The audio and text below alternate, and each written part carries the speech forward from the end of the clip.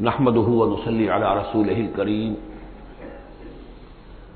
اما بعد فقد قال الله تبارك وتعالى كما ورد في سورة الطلاق اعوذ بالله من الشيطان الرجيم بسم الله الرحمن الرحيم يا ايها النبي اذا طلقتم النساء فطلقوهن لعدتهن واحصوا العدة واتقوا الله ربكم لا تخرجوهن من بيوتهن ولا يخرجن الا ان ياتين بفاحشة مبينة وتلك حدود الله ومن يتعد حدود الله فقد ظلم نفسه لا تدري لعل الله يحدث بعد ذلك امرا صدق اللہ العظیم۔ میں نے کسی موقع پر یہ عرض کیا تھا کہ قرآن مجید میں یہ مکی اور مدنی صورتوں کا جو مزاج ہے، اس میں جو ایک فرق ہے، اس کی تاثیرات میں جو فرق ہے، واقعہ یہ ہے کہ وہ اس دورہ قرآن ہی میں سمجھ میں آتی ہے، ورنہ آدمی جب پڑھتا ہے تھوڑا تھوڑا کرتا ہوا پڑھتا ہے تو وہ ساری چیزیں اس تیزی کے ساتھ، اس سیکوینس کے ساتھ سامنے نہیں آتی۔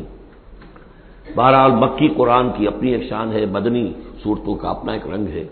اس کو میں نے تعبیر کیا تھا کہ دو جنتیں ہیں قرآن میں، جنتان، ایک مکی جنت ہے، ایک مدنی جنت ہے، تو ہم مدنی جنت کی سیر کر رہے ہیں۔ 8 صورتیں ہم پڑھ چکے ہیں، اب جو آخری 2 صورتیں رہ گئی ہیں اس گلدستے کی، یہ دونوں نہایت حسین جوڑے کی شکل میں ہیں۔ یہاں جو علامت ہے جوڑا ہونے کی، وہ پہلی تو ایک ہے ظاہری، دونوں صورتیں شروع ہوں گی، سورہ طلاق بھی، سورہ تحریم بھی، یا ایھا النبی، یا ایھا النبی۔ دوسری یہ کہ دونوں کا موضوع جو ہے وہ اسلام کا معاشرتی نظام ہے۔ اسلام کا معاشرتی نظام اور خاص طور پر آئلی نظام، آپ کو معلوم ہے اس کی اتنی اہمیت ہے کہ سورہ بقرہ سے بات شروع ہوئی، 4 رکوع وہاں پر مفصل انہی موضوعات پر آئے، پھر سورہ نساء میں مفصل بحثیں آئیں، پھر یہ کہ سورہ نور میں، سورہ احزاب میں، پھر مجادلہ میں ہم نے دیکھا کہ ایک مسئلہ آ گیا زہار کا، اور اب یہاں پر 2 صورتیں مکمل آ رہی ہیں اس 10 صورتوں کے مجموعے میں بھی۔ تو اس سے اندازہ ہونا چاہیے کہ اس آئلی قوانین کا اور معاشرتی جو ویلیوز ہیں اسلام کی، ان کی کتنی اہمیت ہے اللہ تعالیٰ کے نزدیک۔ ان میں جو 2 جوڑے کے جو یہ 2 فرد ہیں، تو گھریلو زندگی میں 2 امکانی صورتیں پیدا ہوتی ہیں۔ ایک تو معتدل تو یہ ہے کہ جو اللہ کے حقوق ہیں ان کو فائق رکھا جائے، اس کے نیچے جو اللہ نے حق شوہر پر بیوی کا رکھا ہے وہ بیوی ادا کرے، جو بیوی پر شوہر کا فرض ہے وہ شوہر جو ادا کرے۔ تو یہ فرائض اور حقوق کا ایک توازن ہے جو اللہ تعالیٰ نے قائم کیا ہے۔ اگر یہ توازن خوبصورتی سے چل رہا ہے، حدود اللہ جو ہیں وہ ٹوٹ نہیں رہی ہیں، کہیں اس میں کوئی رخنا پیدا نہیں ہو رہا ہے، شوہر بھی بیوی بھی اپنے فرائض دینی کو ادا کرنے میں لگے ہوئے ہیں، چاہے ان میں ہائر لیول پر جا کر تھوڑا سا فرق ہو جاتا ہے، جو عام زندگی ہے اس میں کوئی فرق نہیں ہے، نماز عورت کو بھی پڑھنی ہے، مرد کو بھی پڑھنی ہے، زکوٰۃ مرد کو بھی دینی ہے، عورت کو بھی دینی ہے، روزہ عورت کو بھی رکھنا ہے، مرد کو بھی رکھنا ہے، حج جو ہے وہ فرض ہے۔ اس کے بعد دعوت و تبلیغ میں آگے تھوڑا سا فرق ہو جائے گا کہ عورتوں کا دائرہ محدود ہو جائے گا، وہ مردوں میں جا کے دعوت و تبلیغ نہیں کریں گی، خواتین میں کریں یا اپنے محرم مردوں میں کریں، لیکن فرضیت قائم رہتی ہے۔ اور اس سے اوپر جا کر تیسرے لیول پر اور ذرا بالواسطہ ان کا معاملہ ہو جاتا ہے، مردوں کے ذریعے سے وہ اقامت دین کی جو میدان کے اندر معاملے ہیں، جنگیں ہیں اور میدان میں جا کر مقابلے ہیں، وہاں ان کا جو رول ہے وہ بالواسطہ ہو جائے گا۔ ان کے بیٹے، ان کے بھائی، ان کے شوہروں کو زیادہ سے زیادہ وہ آزادی دیں، انہیں ریلیو کریں اپنے بوجھ سے، اولاد کی پرورش کا بھی سارا بوجھ اپنے اوپر لے لیں، شوہر کا حصہ جو ہے وہ بھی خود ادا کریں تاکہ شوہر یکسو ہو کر اپنا زیادہ سے زیادہ وقت جو ہے اقامت دین کی جد و جہد میں لگا سکے۔ تو یہ تو ہے نارمل جو چاہیے۔ اب اب نارملٹی یا ادھر ہوگی یا ادھر ہوگی، ایک طرف کو ہوئی، فرض کیجئے لیفٹ کی طرف ہو گئی، اس کی معنی کیا ہے کہ مزاج نہیں مل رہا، ہر وقت کی چک چک ہے، خامخواہ جو ہے گھر جو ہے اس کے اندر اختلاف ہی اختلاف ہے، ہر وقت کی لڑائی چل رہی ہے، تو اس سے بہتر ہے طلاق ہو جائے۔ وہ ہے طلاق، سورہ طلاق، کہ خامخواہ اس قسم کے مسئلوں میں، لیکن یہ کہ طلاق جو آخری شکل ہے اس کے کچھ حدود ہیں، قیود ہیں، ضوابط ہیں، قواعد ہیں، قوانین ہیں، ان کی پوری پابندی ہو۔ جیسا کہ سورہ نساء میں ہم دیکھ چکے ہیں کہ اگر وہ علیحدہ ہو جائیں تو اللہ دونوں کو غنی کر دے گا، اس کو بھی اور اس کو بھی، اس کے لیے بھی کوئی بہتر، شوہر کے لیے بہتر کوئی بیوی عطا کر دے گا اور اس بیوی کو کوئی شوہر بہتر عطا کر دے گا۔ ایک دوسری انتہا یہ ہوتی ہے کہ شوہر اپنی بیویوں کی اتنی دلجوئی کرے، اتنی ان کی جو ہے پیمپرنگ جس کو کہتے ہیں کرے کہ اس میں حدود اللہ بھی ختم ہو جائے، شریعت کے تقاضے بھی ختم ہو جائیں، شریعت کے احکام بھی کہیں جو ہیں پامال ہو جائیں۔ سب سے بڑھ کر یہ کہ جو اپنے فرائض ہیں، دعوت و اقامت دین کی جد و جہد کو ان کو وہ ادا نہ کر سکے، تو اہل و عیال کا اتنا لحاظ، یہ غلط ہے۔ تو دو انتہاؤں کو یہاں پر لیا گیا ہے۔ پہلی انتہا میں بھی بات کی گئی ہے حضور سے، دوسری میں بھی، اگرچہ پہلے کا سوال حضور کے لیے ہے ہی نہیں، حضور نے نہ کوئی طلاق دی نہ آپ کو طلاق دینے کی اجازت تھی، اس لیے کہ آپ کی ازواج مطہرات جو ہیں وہ تو امت کے لیے ماؤں کی حیثیت سے ہیں، اور سورہ احزاب میں ہم پڑھ چکے ہیں کہ وہ کسی اور سے بعد میں نکاح نہیں کر سکتی تھی، تو طلاق دینے کا سوال نہیں، اسی لیے آپ کو 4 کی وہ حد ہے، لمٹ ہے، اس سے بھی آگے بڑھ کر مزید نکاح کرنے کی اجازت دی گئی تھی۔ بہرحال یہ رب دیکھ لیجئے گا۔ اب آنکھیں ہم چلتے ہیں وقت کی کمی کے پیش نظر، زیادہ تمہید میں وقت نہیں لینا چاہتا۔ ان صورتوں پر میرے بڑے مفصل دروس موجود ہیں، وہ آپ دیکھ سکتے ہیں۔ یا ایھا النبی اذا طلقتم النساء فطلقوهن لعدتهن، اے نبی جب آپ لوگ نکاح اور اپنی عورتوں کو طلاق دیں، اب دیکھیے یا ایھا النبی واحد، طلقتم النساء فوراً جمع کا صیغہ، اس لیے کہ حضور سے تو یہ متعلق ہی نہیں ہے۔ حضور کو تو مسلمانوں کے نمائندے کی حیثیت سے اور معلم کی حیثیت سے اور ہادی کی حیثیت سے خطاب کیا گیا، اصل میں مسلمانوں سے ہے کہ جب تم طلاق دو اپنی بیویوں کو فطلقوهن لعدتهن، تو ان کی عدت کے حساب سے طلاق دو۔ عدت جو ہے وہ ایک تو یہ کہ طہر میں طلاق دی جائے، حیض کی حالت میں نہ ہو، اور پھر یہ ہے کہ اگر دینی ہی ہے تو پھر اس کے بعد بھی جو طلاق دی جائے وہ بھی پھر طہر کی حالت میں دی جائے۔ اس طریقے سے جو بھی قوانین ہیں، وہ احصل عدہ، عدت کا پورا لحاظ رکھو۔ وہ عدت اس طریقے سے بھی ہے کہ مطلقہ جو ہے جو عدت اس کی ہوگی اس کے اندر وہ کوئی اور شادی نہیں کر سکتی، البتہ عدت پوری کرنے کے بعد وہ آزاد ہوگی۔ عدت اس اعتبار سے بھی ہے کہ اگر طلاق رجعی ہے تو وہ اسی عدت کے اندر شوہر واپس اپنی بیوی کو لوٹا سکتا ہے، اور اگر وہ 1 یا 2 طلاقیں تھی، طلاق بائن ہو گئی ہے، ان کے درمیان سیپریشن ہو چکی ہے، تب بھی وہ بغیر کسی اور حلالے وغیرہ جس کو ہمارے ہاں کہتے ہیں کہ عورت کے لیے ضروری نہیں ہے کہ وہ کسی اور سے نکاح کرے پھر وہ طلاق دے تو سابق شوہر سے اس کا نکاح ہو، بلکہ یہ کہ وہ دوبارہ نکاح کر سکتے ہیں اگر صرف 2 طلاقوں کے بعد عدت ختم ہوئی تھی۔ تو یہ تمام قواعد و ضوابط ہیں۔ واتقوا اللہ ربکم، اور اللہ کا تقوی اختیار کرو جو تمہارا رب ہے۔ لا تخرجوہن من بیوتہن، انہیں مت نکال باہر کرو ان کے گھروں سے کہ بس غصے میں آئے ہوئے ابھی طلاق بھی نکل جاؤ میرے گھر سے، یہ نہیں، یہ قطعی غلط بات ہے۔ اس کی عدت ہے اور اس عدت کے اندر وہ تمہارے ہاں رہ سکتی ہے، تمہیں رکھنا ہے اسے اپنے ہاں۔ ولا یخرجن، وہ خود بھی نہ نکلے، الا ان یاتین بفاحشۃ مبینہ، البتہ اگر کوئی کھلی بے حیائی کی بات ہوئی ہے، کوئی بدکاری کی ہے عورت نے، وہ معاملہ اور ہو سکتا ہے کہ اس میں کوئی سختی کی جائے، عام حالات میں نہیں۔ وتلک حدود اللہ ہے، یہ اللہ کے حدود ہیں۔ ومن یتعدی حدود اللہ ہے، اور جو اللہ کی حدود سے تجاوز کرے گا فقد ظلم نفسہ، تو اس نے تو اپنے اوپر بڑا ظلم کیا۔ لا تدری لعل اللہ یحدث بعد ذلک امرا، تمہیں نہیں معلوم کہ شاید اس کے بعد اللہ تعالیٰ کوئی نئی صورت پیدا کر دے۔ غصے میں آ کے ایک طلاق دی، بیوی ابھی عدت کے اندر گھر ہی میں ہے، ہو سکتا ہے کہ وہ غصہ ختم ہو جائے، اسی میں ایک ہی طلاق دی تھی رجوع کر لیا جائے، اللہ تعالیٰ کیا پتہ ہے، اور کوئی حالات ایسے پیدا ہو جائے، نئی صورت پیدا ہو جائے کہ اس سے آگے بات بگڑے ہی نہ۔ فَإِذَا بَلَغْنَ أَجَلَهُنَّ، البتہ جب عدت پوری ہو گئی ان کے جو میعاد ہے، فام سے اب تمہیں فیصلہ کرنا ہوگا، فَأَمْسِكُوهُنَّ بِمَعْرُوفٍ أَوْ فَارِقُوهُنَّ بِمَعْرُوفٍ، یا تو اب طے کر لو کہ اگر رجوع کرنا ہے تو بس اپنے گھر میں روکو لیکن بھلے طریقے سے، یہ نہیں کہ انہیں ستانے کے لیے روک لیا جائے، اور فارقوہن، یا پھر ان کو چھوڑ دو، ان سے علیحدگی اختیار کر لو، وہ بھی بالمعروف، بمعروف دستور کے مطابق بھلے طریقے سے۔ وَأَشْهِدُوا ذَوَيْ عَدْلٍ مِّنكُمْ، اور اس رجعت اگر تم رجوع کر رہے ہو تو 2 اپنے گواہوں، 2 اپنوں میں سے جو معتبر لوگ ہوں جن پر اعتماد کیا جا سکتا ہے انہیں گواہ بنا لو کہ میں نے طلاق دی تھی، اب میں اس کو رجوع کر رہا ہوں، تو یہ 2 گواہ اس کے ہیں۔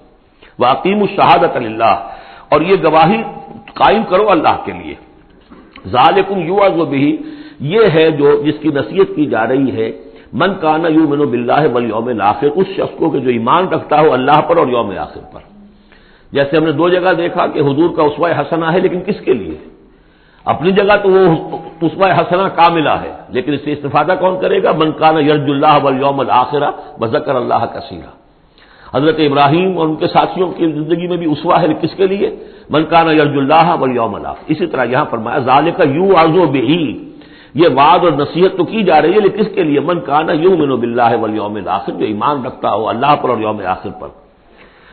اب اس کے بعد اس سورہ مبارکہ میں یہ بڑا عجیب مقام ہے اس اعتبار سے قرآن کا. عجیب کے معنی کیا ہے؟ دل لبھانے والا، حسین. یہاں اللہ کے تقوی کا جو مقام اور مرتبہ واضح کیا جا رہا ہے اللہ کی نگاہ میں، اگر واقعتاً حقیقی تقوی ہے، صحیح تقوی ہے، قلب کا تقوی ہے، جیسے کہ حضور فرماتے تھے اپنے دست مبارک سے 3 مرتبہ آپ نے اشارہ کیا اپنے سیرہ مبارک کی طرف، التقوی ہا ہونا، التقوی ہا ہونا، التقوی ہا. تقوی یہاں ہوتا ہے، دل میں تقوی ہے تو تقوی ہے. باقی لباس اور وضاقت یہ ساری متقیوں کسی بنا لی اور اندر کا معاملہ نہیں ہے تو یہ بہروپ ہے، یہ تقوی نہیں ہے. لیکن حقیقی تقوی ہو تو پھر اس کا کیا مقام ہے؟ اب دیکھیے پہلی بات آ رہی ہے، وَمَن يَتَّقِ اللَّهَ يَجْعَل لَّهُ مَخْرَجًا. جو شخص اللہ کا تقوی اختیار کرے گا اللہ اس کے لیے راستہ پیدا کر دے گا. جہاں بالکل نظر نہیں آئے گا کہ کوئی راستہ، اللہ راستہ پیدا کر دے گا. بالکل نظر نہیں آ رہا تھا موسیٰ کے ساتھیوں کو کہ اب کیسے بچیں گے، پیچھے لشکر آگے آگے سمندر ہے، اللہ نے راستہ پیدا کیا. خود حضرت ابو بکر کا جو حال ہو گیا تھا کہ حضور اگر انہوں نے ذرا بھی دیکھ لیا نیچے اپنے قدموں کی طرف بھی نگاہ ڈالی تو ہم نظر آ جائیں گے. آپ نے فرمایا لا تحزن ان اللہ معنا، راستہ نکالتا اللہ. پھر حضور گئے طائف، لیکن وہاں سے خالی ہاتھ آئے. مدینے میں اللہ نے خود ہی کھڑکی کھول دی، 6 آدمی ایمان لے آئے. آپ گئے ہی نہیں اور وہاں انقلاب بھی آ گیا. عظیم. اس اعتبار سے اللہ مخرج پیدا کرتا ہے. تم صحیح طریقے پر چلتے رہو، تقوی اختیار کرو، صحیح راستے پر جد و جہد کرو، یہ کام اللہ پر چھوڑو. کب اسے منظور ہے اس کا کامیاب ہونا؟ جب ہوگا وہ راستہ ایسا کھول دے گا کہ تمہیں گمان بھی نہیں ہوگا. وَيَرْزُقْهُ مِنْ حَيْثُ لَا يَحْتَسِبُ، اور اسے رزق دے گا وہاں سے جہاں سے اسے گمان بھی نہیں ہوگا. اقامت دین کی جد و جہد ہو، غلبہ دین کی جد و جہد ہو، اپنے آپ کو اجن صلاتی و نسکی و محیایا و مماتی اس کا فیصلہ کرنا ہو تو سب سے بڑی رکاوٹ آتی کھائیں گے کیا؟ تو اللہ تو کہتا ہے رازق میں ہوں. ہے ایمان اور یقین اس پر؟ کر کے دیکھو تو صحیح، اس پر اعتماد تو کرو. لیکن یہ کہ اس پر اعتماد کرنا، توکل، بڑی مشکل بات ہے. وہ تو جتنا ایمان ہوگا اتنا ہی اعتماد ہوگا، اور گہرا ایمان ہوگا گہرا اعتماد ہوگا. وَمَن يَتَّقِ اللَّهَ يَجْعَل لَّهُ مَخْرَجًا وَيَرْزُقْهُ مِنْ حَيْثُ لَا يَحْتَسِبُ وَمَن يَتَوَكَّلْ عَلَى اللَّهِ فَهُوَ حَسْبُهُ. یہ تو ابھی تقوی والے کی بات ہے کہ وہ وہاں سے رزق دے گا جہاں سے اسے ملے گا بھی نہیں، اور جس نے اللہ پر توکل کر لیا تو وہ اس کے لیے بہت کافی ہو جائے گا. توکل کر کے تو دیکھو، حسبہ وہ اس کے لیے کافی ہے. یہاں تک فرمایا ہے حدیث قدسی میں، حدیث میں من کان فی حاجت اخیہ کان اللہ فی حاجتہ. اگر کوئی مسلمان اپنے کسی بھائی کی ضرورت پوری کرنے میں لگ رہا ہے، اپنا وقت صرف کر رہا ہے، اللہ اس کی ضرورت پوری کرنی شروع کر دیتا ہے. فکر ماں در کار ماں آزار ماں، کار ساز ماں بے فکر کار ماں. یہ فارسی شاعری کے اندر یہ دینی حقائق ہے. کار ساز ماں بے فکر کار ماں، میرا کارساز میرے کاموں کی فکر کر رہا ہے، میں نے اپنے آپ کو اس کے کام کے لیے لگا دیا. وہ دنیا میں بھی ذرا سا بھی کوئی شریف انسان ہوگا، آپ اس کے ہو جائیں وہ آپ کو چھوڑ دے گا پھر کہیں؟ شرافت ہو، مروت ہو اس میں. آپ اللہ کے بن کر تو دیکھیے. پھر وہ کارساز ہے، کارساز ماں بے فکر کار ماں، فکر ماں در کار ماں آزار ماں. جب میں اپنے معاملات کی فکر خود کرتا ہوں، کوئی نہ کوئی ٹھوکر کھاتا ہوں، کوئی نہ کوئی غلطی کرتا ہوں، آزار اپنے سر کے اوپر پیدا کر لیتا ہوں. اپنے آپ کو حوالے کرو. اس کا نام ہے تفویض الامر الی اللہ. افوض امری الی اللہ ان اللہ بصیر بالعباد. ان اللہ بالغ امرہ، اللہ تعالیٰ تو اپنا معاملہ تو پورا کر کے ہی رہتا ہے. وہ تو دین کو غالب کرنا ہی ہے. کون اس کے اندر نفع کما گیا، کون محروم رہ گیا، یہ ان کی قسمت ہے. ابو بکر اور عمر اور عثمان اور علی اور عبد الرحمن ابن عوف یہ اپنی بازی جیت گئے. ابو جہل ابو لہب محروم رہ گئے.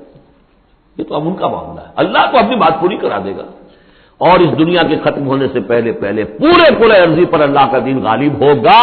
یہ ہونا ہے. دیکھنا یہ ہے کہ تم اس بہتی گنگا میں کو ہاتھ دھونے کو تیار ہو یا نہیں، یا تم محرومین کی فہرست میں اپنے آپ کو لانا چاہتے ہو. بس اپنا تن من دھن لگا دو اس کے اندر. تمہاری ہڈیوں کا چورا ہو کر بھی اس نئی تعمیر کی بنیادوں میں اگر لگ جائے تو بہت بڑی کامیابی ہے.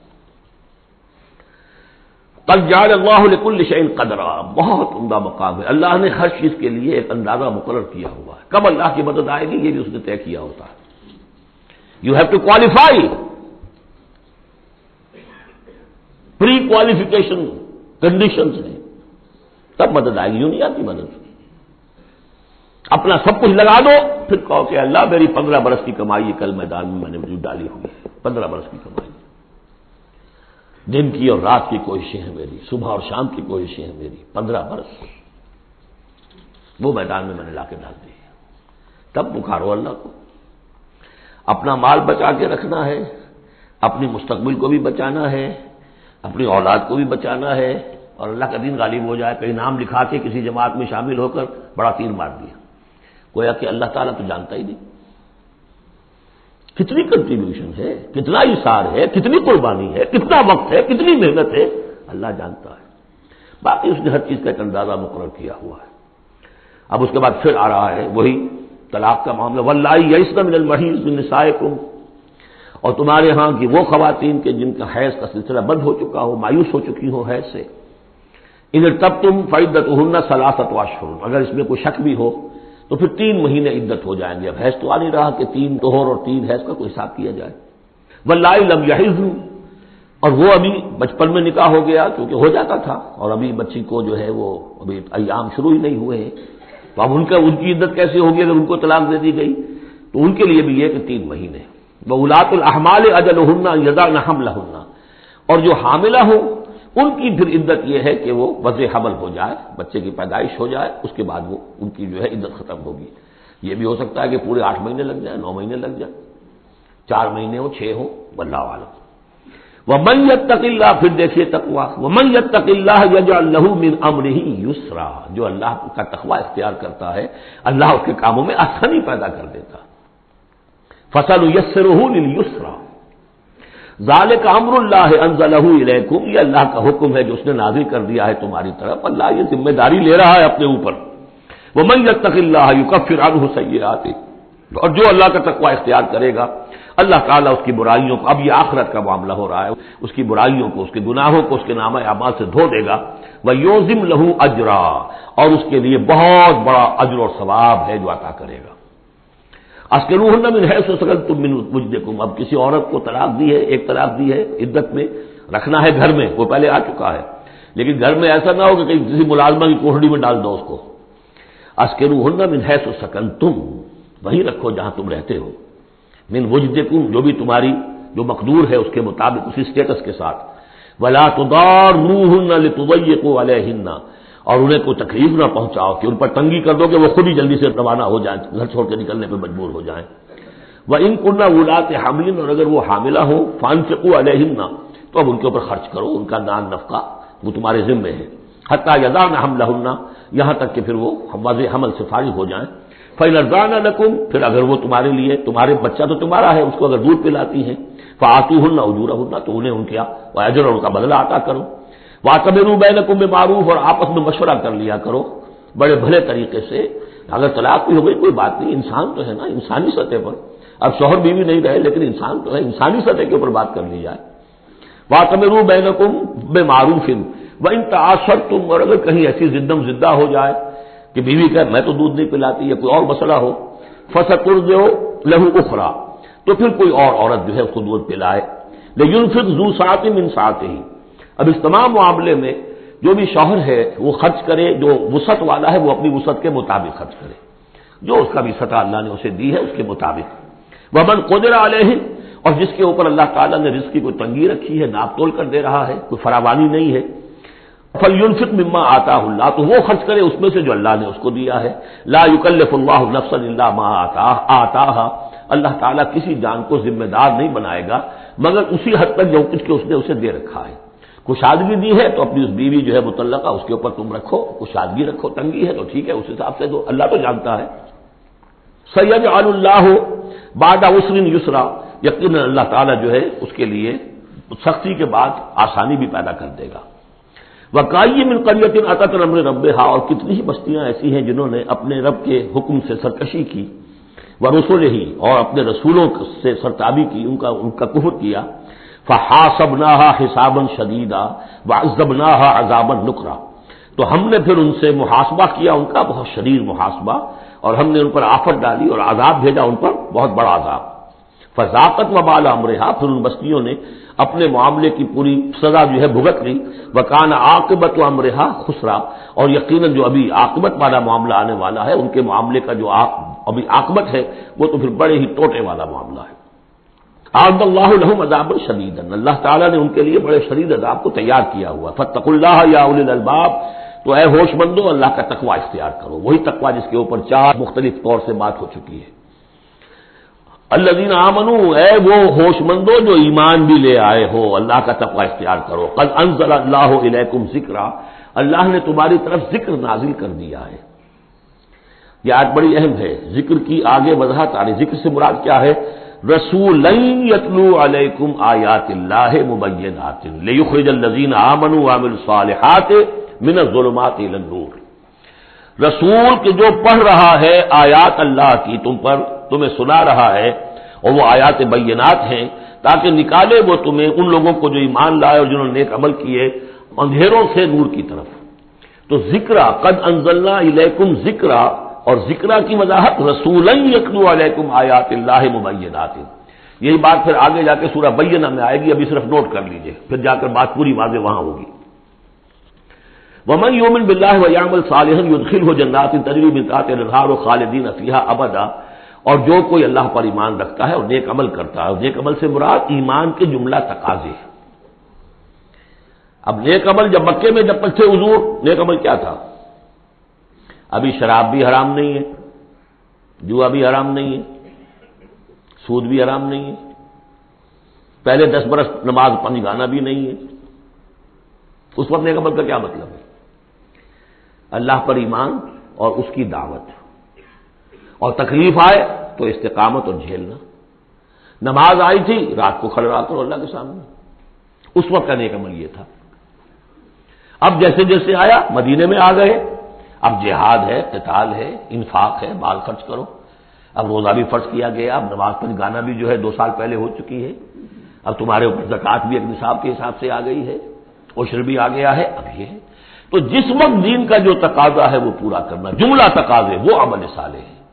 ہمارا تصور یہ ہوتا ہے جہاں قرآن میں عمل صالح آیا، نماز، روزہ، ذکر، یہ اذکار، یہ ہمارے ذہن میں آتا ہے، ہم اس کو پڑھتے ہیں اپنے ذہن میں صرف ان چیزوں کے حوالے سے، جبکہ عمل، جدوجہد، محنت، وہ ہر جگہ جو حکم ہے اس وقت کا حکم ہے۔